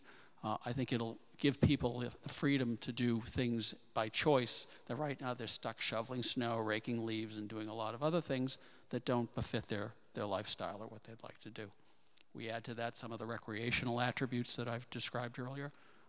I think that this thing could be a good thing for the town, especially if we work with the town and we work with your department heads and we accomplish the mitigation that we find mutually agreeable. I think that this could work for you. Thank you. I'm going to add one more comment, please. My kids are older and grown up now, but I know that Milford, and I don't know the exact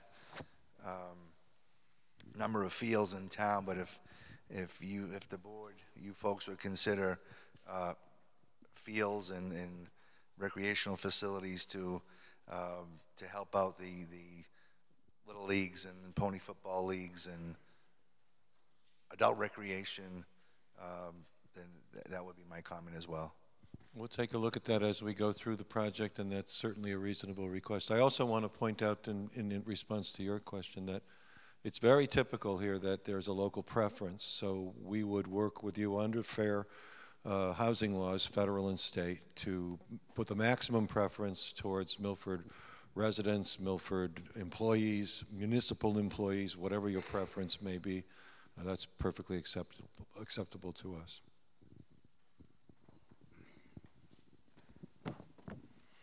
I'm sorry, what's your name? Sean Manning.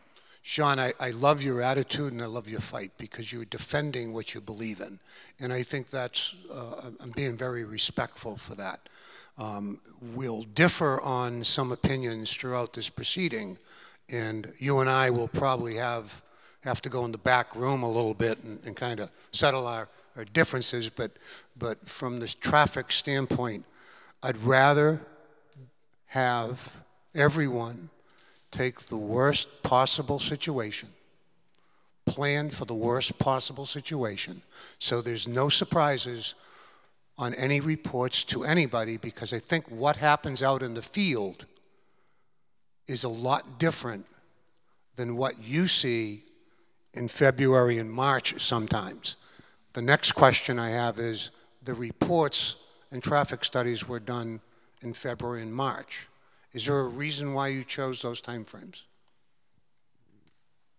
We generally try to pick what we believe to be the most typical time of the year. And I'm going to disclaim by saying I am standing in for one of my project managers who really did the study, who had a family matter and couldn't be here tonight, but I can tell you generally when we do traffic studies, you don't want to do them in the summer. You don't want to do them on Thanksgiving week. You don't want to do them on Memorial Day. You try to pick conditions that you believe are typical, that are average, so that you can defend the work, so that you can demonstrate that what you're quantifying is representative of what you believe to be a typical day, okay? So that's grossly important, and I'm certain your peer reviewer, again, will review that information and help you get comfort with that. And if they see something that they think needs to be tweaked, we'll be happy to work with them. And that's what we're looking at. And again, this is an impressively sized project, and it's impressively going to be, I believe, from a traffic standpoint, it's going to be challenging. I have people. I've sat in traffic trying to get out of Whispering Pine Drive, and it's a wait, and it's dangerous to cross over 2 lanes. So and the people on Zane Ridge are having the same issues.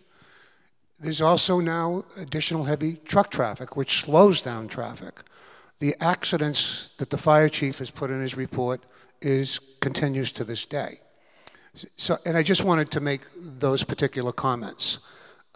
Briefly, a comment on the site plan. I find that there's nothing on here as of right now, which the planning board, I am sure, will tweak up. There's no aspects here for dumpster removals or snow stacking. They're requesting from your firm probably 2 parking spaces per unit. I'm going to leave that outside the realm of this meeting, and that we're going to have to address a lot of these smaller details. And then the last question I had before I turn it over to Mark for now is, what triggered the 300 units? Why 300? Why not 200? Why not 250? What triggered the 300 units? Steve? Mr. Chairman, thank you. The reason for the 300 is because we need to make this economically viable. And as you've heard earlier, there's questions about water. As you've heard, we have wastewater issues.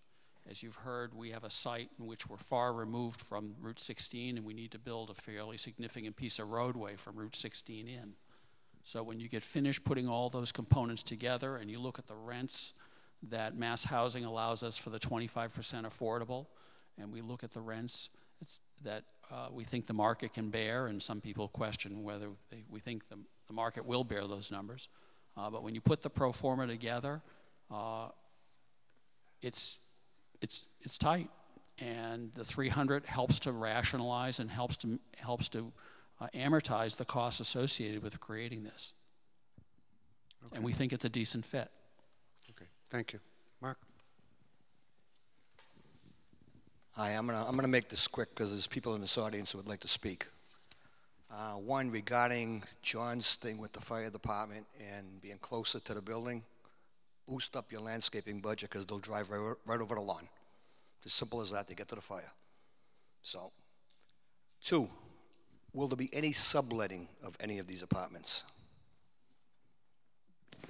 Not if we can help it. Try to help it. Well, we're certainly, there's people that are now doing a variety of different business plans, what's the hotel thing? I can't remember the name of it. That's Airbnb. I mean, that's not our objective. I don't like the, I don't think it does, I don't think it inures to the benefit of the community or anybody around it. No, it doesn't. So that's one of my concerns. As far as the parking spaces go, that's a big issue here. Most of my questions have been asked by the members already, so. My thing is, if you got a one bedroom, you got a married couple, that's 2 cars. There's 2 cars on every one of those places. If there's a married couple in there, they're gonna have 2 cars. There's not much more of, honey, bring me to work, then I'll drive home and then I'll go to work. It's as simple as that. So I think the parking issue is gonna come up down the road again and again and again, regardless of studies. Let's go to reality. We'll be very happy to discuss that, right. And we'll be very happy to also share with you the reality that we have on it, okay, and demonstrate it to you. Very successful communities in a variety of communities. In the event that the studies are inaccurate, in the unlikely event, as you put it, that they're inaccurate, how do you rectify it? We have land area we can work with, but it's not to our benefit, candidly, to over park the site. It won't do anybody any good. Okay. All right. Again, like I said, there's a lot of members here that want to speak. You've got many, many questions, but they can wait till the future meetings. All right, thank you. Yeah, just a couple of questions, if I may. You know, you mentioned the tax dollars, which obviously sound good, 29,000, 800,000. But there's a correlative there too in terms of studies that you may have done in terms of students. Obviously, children coming into a community are a significant drain, can be a significant drain, obviously, in those tax dollars. So we might be making 800,000, but we could be spending a significant amount because of a significant number of students. Have you done any studies based upon your experience with that you can ultimately, not right now, but provide to the board as to what the anticipated student population might be in a development like this? We'll be happy to share that with you. So.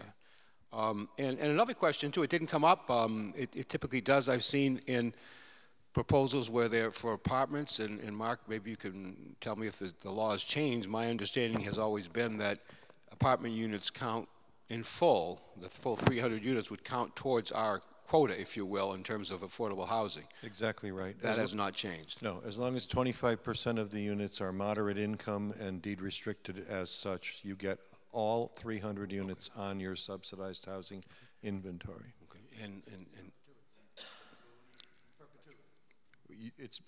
We have to do a minimum of 30 years. If you want perpetuity, you tell us that, and we'll work with you to. I usually say perpetuity or for the longest period allowed by law. We'll be dead. Unrelated, well, I'll be long gone, but unrelated to those issues too. In terms of the on-site sewage, you talked a lot about what happens to the effluent. What about the solids? How are the solids handled? Hi, that's always the other great question that gets asked on these systems. The system, they're stored on site, and then periodically, typically every 6 months, they'll be trucked off site. Every 6 months? Yeah. Is that in any way regulated in terms of the amount of solids? I mean, is that something that DEP allows you to choose the time frame? And it's based on the operation of the system. It's a biological treatment system, so you know, it really is a function of the wastewater coming in terms of how frequent. But there's an operator that's going to be at the site 5 days a week monitoring the system. That was my next question. Yeah. So it's a staffed plant. It's staffed accordance with the DEP has regulations on minimum number of hours and licensing requirements, again, with monthly reporting. So all that is pretty standard. Good. All right, thank you. You're welcome. That's all. Okay, does anybody in the audience would like to say something and speak? Sir, why don't you come on up to the podium? We'll give you a microphone. Please tell me, we'd ask you to give your name and your address, please. Whether you are from Milford or Holliston, it won't matter. Hi, that is loud. I'm Jim Flanagan. I live in 8 Whispering Pine Drive. Hi, Jim. Thank you. And I came here with a pretty open mind, but I'm pretty disappointed in what I have heard. And I know it's a big project and there's a lot to go through. I'll try to be very brief because I know there are other people that want to speak. My real concern has been mentioned in the fact that there are differences between a paper study and what happens in the real world, traffic counts, By the way, I have a master's degree in environmental engineering. I've done tons and tons of impact studies. I would just like to comment on some of the transportation, which just drove me mad. 150 peak trips, morning, 185. Let's say that's the real number. I have to get out of Whispering Pine Drive at that time. Did anybody there actually stand at that intersection and do counts when the school buses are there and had the traffic backed up all the way down to Hickey's? I mean, first of all, you can't even move. With the trucks now from Milford Stone, they have the traffic all backed up. It's not how many cars per hour. To say that 150 cars are going to slow my exit down by 2 or 3 seconds is just ludicrous. I'm sorry. 150 cars coming out dead on. And now you propose turning lanes, which are going to further instruct. They're great for the new construction, but for people coming out of Whispering Pine, they're going to have cars backed up in a turning lane that are going to obstruct them. Thanks for that. That doesn't help me at all. That hurts me. So you've got to look out. If you want to have a sense of community, you have to look out for the community you're moving into. And I'd like to be a good neighbor, but I was appalled by what I heard. It just didn't sound very good to me at all. I won't get into some of the other things about the solid waste. Some people have covered that very well, but I think the traffic needs to really be addressed. Thank you. Jim, you can leave the microphone right there. Surely. Right on top of the podium. Thank you very much. Is anybody else care to be heard? Yes, sir. Come on up.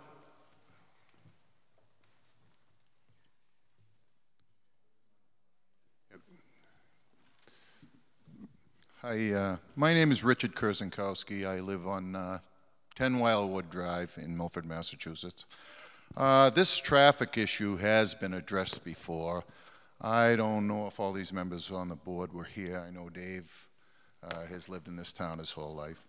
I think it was approximately 10 years ago, and the board can check on it, and all you people can check on it, but this traffic issue came up, and I made the suggestion, for 2 reasons, to move the entrance of Kings Way at the time westward approximately 200 feet. That would alleviate the blind spot that's on the east side of the entrance at the time of Kings Way.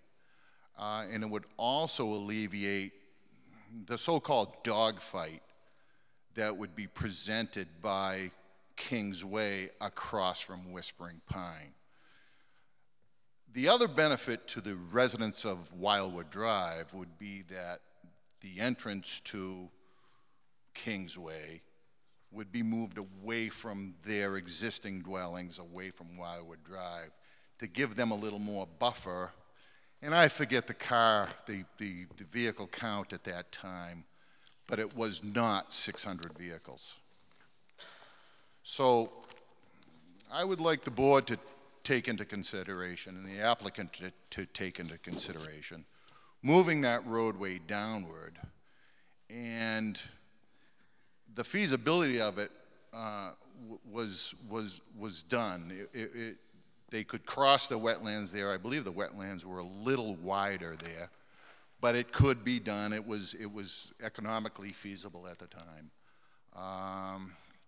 And then the least amount of disturbance to the land between the north side of Kings Way and the residents of Wildwood Drive would leave a natural vegetated area. Again, so that it would not affect the residents, the existing residents, as much. So it affects me. I think I'm the closest neighbor to the project, but I think that was looked into, and at the time Mike Santoro was the town engineer, and he approved it, and I believe Fafford was the developer, and they drew it up, and that project never happened, but that, I believe, was accepted at the time. So it's something to, again, take into consideration. Thank you. Thank you, Rich. Anybody else care to be heard? Mike Visconti?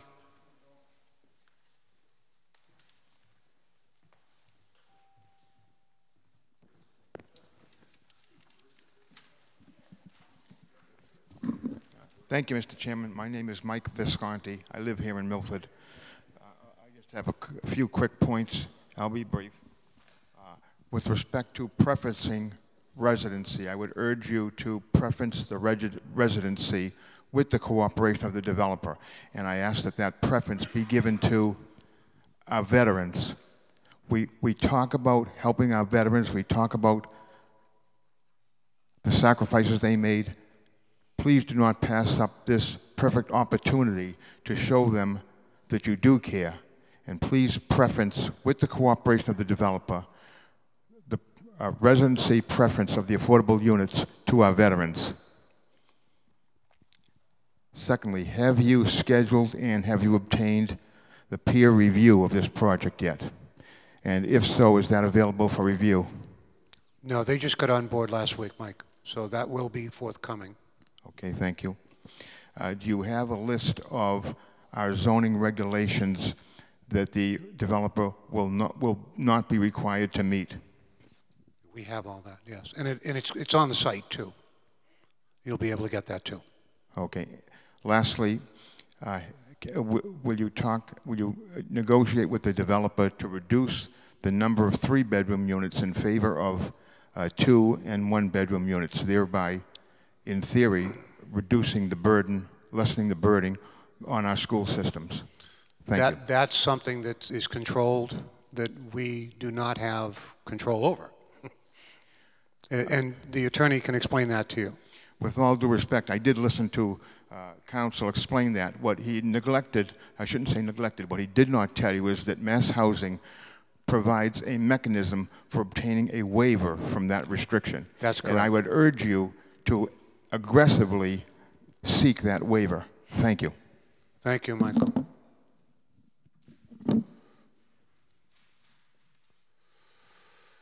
Anybody else care to be heard? Yes, sir, come on up.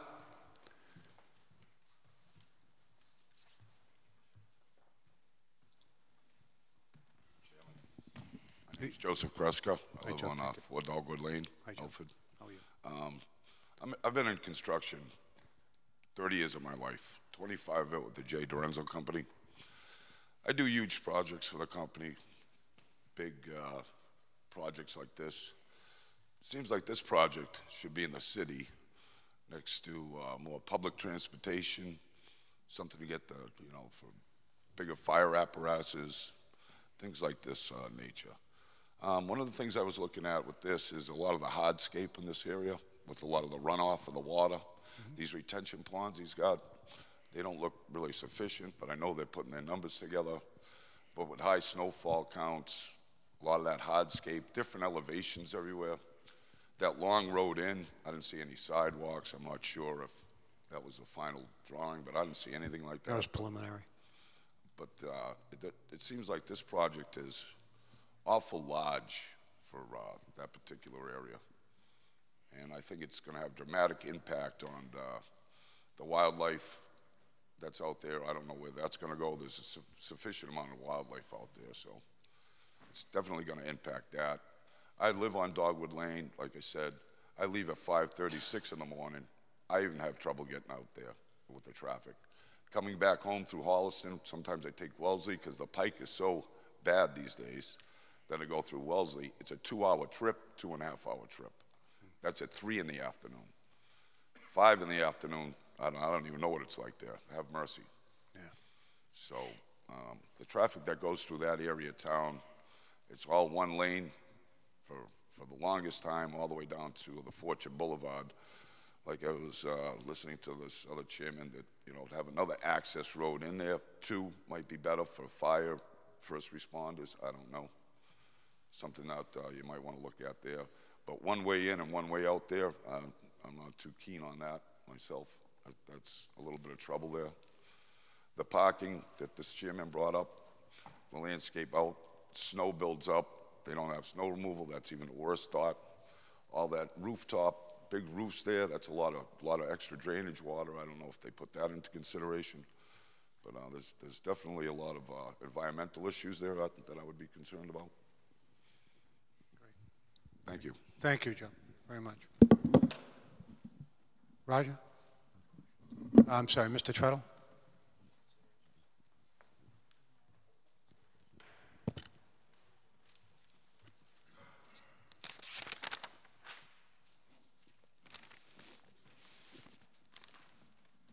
stick to my notes to be brief here. I don't, oh, there it is. There are two issues that I would ask the board to give serious consideration to. The first is the town of Milford water resources are finite, and they are approaching their limit. Two sources we have, Echo Lake in Hopkinton and the gravel aquifer below the headwaters of the Charles River that runs through Milford. There are no more viable sources in Milford that can be developed. This is all we have. The past decade of water shortages and water restrictions on our citizens has been a warning signal. What is needed is a comprehensive study to evaluate the capacity of our sources, technically stated as the safe yield. That is the rate with which we can withdraw and count on recharge keeping up with the demand. Given the situation that Milford is in the final stages of acquiring the water company, that study isn't going to happen in the near future. It follows that the water company cannot know at this time whether the demand of 300 additional families or $25,000 gallons per day can be met without seriously depleting our aquifer or its ability to service our existing population. So given this situation, I ask this board to condition this project on the proponent installing private wells adequate to meet the demand of project residents. Again, estimated to be 25,000 gallons per day. These would be deep wells in fractured rock on site and would not impact the town's sources until we know what we're dealing with. The second area, and much of this has already been touched on, I would ask the board to give serious consideration to is the traffic impact. The intersections that were evaluated in the traffic study were Zane and Whispering Pine Drive, immediately across from the site, Adams Street, again in close proximity to the east side of the site, and Fortune Boulevard in Beaver Street, which is about a quarter-mile west of the project. That's the furthest west that any serious study was done. I submit to the board that anyone who lives in Milford knows that the outstanding traffic issues in this town are at two locations, Diller Street and the intersection of Route 16 and 109, which is at a standstill, practically speaking, morning, evening, and weekends. That intersection is less than a mile from the proposed site. Add the intersection of Beaver Street and 109 as another traffic snarl, especially with the new and updated shopping centers there, again, within a mile from the site. In my opinion, these locations were only marginally included in the traffic study.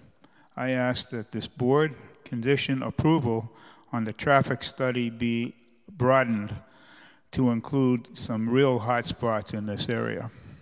Thank you. Thank you, Mr. Treadle. Anybody else care to be heard? Yes, ma'am. I'll get you right after. Ladies before gentlemen. Hi, I'm Charlene Fahey, and I'm 468 East Main Street, very next driveway down, a driveway north of your development. I like the idea of moving it a little bit further away from my driveway, that's all. You know, to have 150 cars coming out of that driveway right next to mine just seems daunting. So, you know, please give it some consideration to, you know, scoot it down a little bit. You know, get it away from my driveway. Thank you. Thank you, ma'am. Yes, sir. Please announce your name, address. Thank you, Mr. Chairman. Jeff Nero, Fountain Street, right here in Milford. Mr. Moody mentioned about the impact to students. That was part of my question because I'm curious to see that study, considering that I believe the average cost to educate a student last year was around $13,000. So if we say 60 kids out of this development, 500 bedrooms, 800 grand. Pretty much a wash with the, I know it's not one for one, but it's a lot of money. So my question's going to be, I'm curious to see, do we have plans on the utilities? Metering, is central metering, the heating? I've seen projects, just in my experience from projects I've been involved with, that the metering itself has changed the scope of the units, that actually units have had to drop off to accommodate the metering. I don't know if it's a master meter situation or if they're individual metering. So that'd be a consideration, because that could directly impact the units and the design of the project. Thank you. Great, thank you. Please note, everyone, there'll be, of course, multiple meetings and more questions will come up. So this will not be the last opportunity. Anybody can certainly comment. Anybody else? With that, we'll have we'll actually talk about a meeting date. Do you want to set something now, or?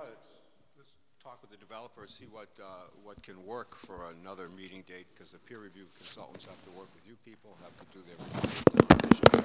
So a date, probably sometime in January, makes sense. If we've got one that can work for all the board members and for the developer and for the peer review consultants, I mean, we can look at, obviously, well after the first. Is Wednesday your regular evening?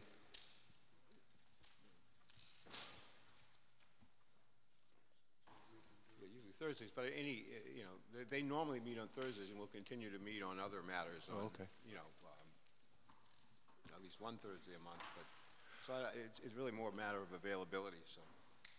Well, I spoke with town council a couple of times before tonight, and I wonder if the board might entertain the notion that the next meeting, we got a lot of high-priced talent here, and we're not going to get to all of them at every meeting. So if we thematically said the next meeting is traffic, and then the next one is civil, and then the next one is architecture, it's always a good use of time to do it that way. That's what we were talking about. Probably the next one be traffic. Well, I look at our peer review consultants. What do you think about us addressing traffic a month from now? Okay, they're nodding that it's feasible. So maybe we can schedule the next one to be primarily on traffic. If we could do it the week of Martin Luther King Day, that's roughly a month out. So that would be like Wednesday the 17th? The 17th is a Wednesday, the 18th is a Thursday. Is that everybody on the board have any problems with it? You want to do 2 nights that? You want to schedule 2 nights? No. Oh, you have one. Oh, I'm sorry. We'll do Wednesday and then Thursday. Okay. So Wednesday the 17th? Does that work for the, Sean, does that work for you? So at 7 p.m. in the same location, in the upper hall. You should vote to continue this till that. Yep. Okay, so we have a schedule for this Wednesday the 17th at 7 p.m., same location. All board members have a motion to approve? Motion by Mark, second by Charlie. All those in favor? Unanimous on this board. We encourage everyone to certainly come back on it. We will be discussing traffic. This will be an important meeting, and our consultants would be up to snuff at that point as well. Thank you. Thank you, everyone. It was a great introduction, and everybody have a great night.